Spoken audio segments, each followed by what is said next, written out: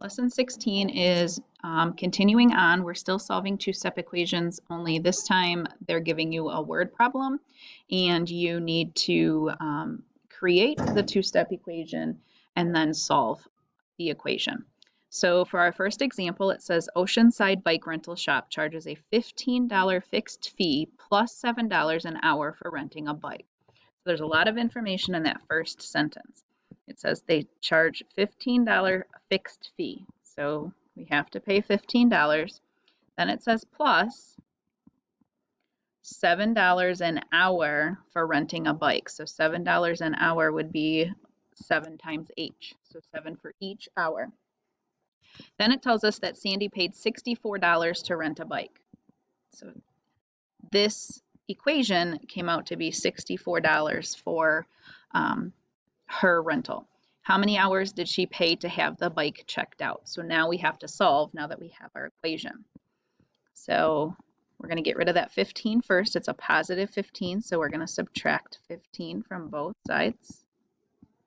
So the 15s cancel, and we have this positive 7h left, so it's going to get brought down. And then 64 minus 15 is 49.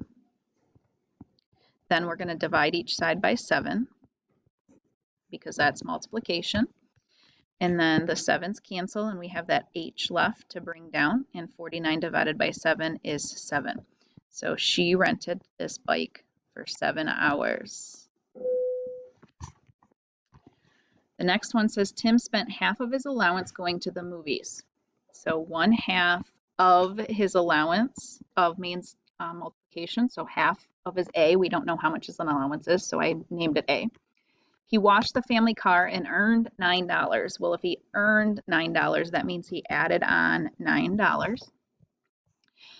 What is his weekly allowance if he ended with $16? So he has $16 left over. So all of this equals 16. So now to solve for A, we have a plus 9. So we have to subtract 9.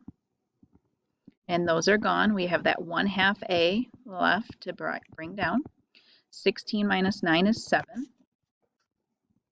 And then we have to divide both sides by 1/2.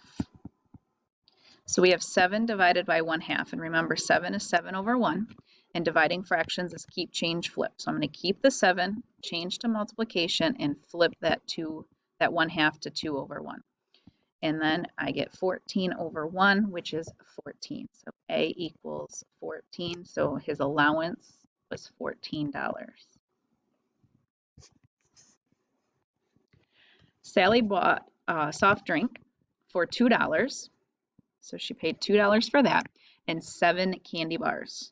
And she added on 7 candy bars. So we'll call that C for candy. She spent a total of $23. So all of this equaled $23. How much did each candy bar cost? So we're going to subtract 2 from both sides, not divide. So the 2's cancel, and we have that 7C left. 23 minus 2 is 21. And then divide by 7. So C equals 21 divided by 7 is 3. So she bought 3 candy bars.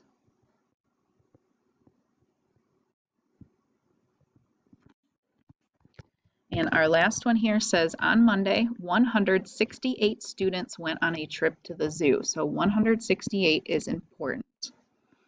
All 4 buses were filled, and 8 students had to travel in cars. So we had 4 buses plus an extra 8 students.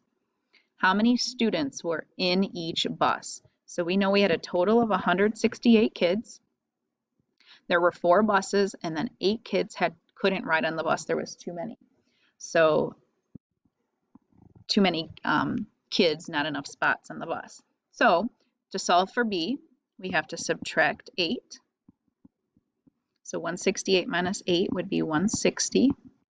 And the 8's cancel. We just have that 4B left to bring down. Then we're going to divide by 4. So 4's cancel. 160 divided by 4 is 40. So there were 40 kids on each bus.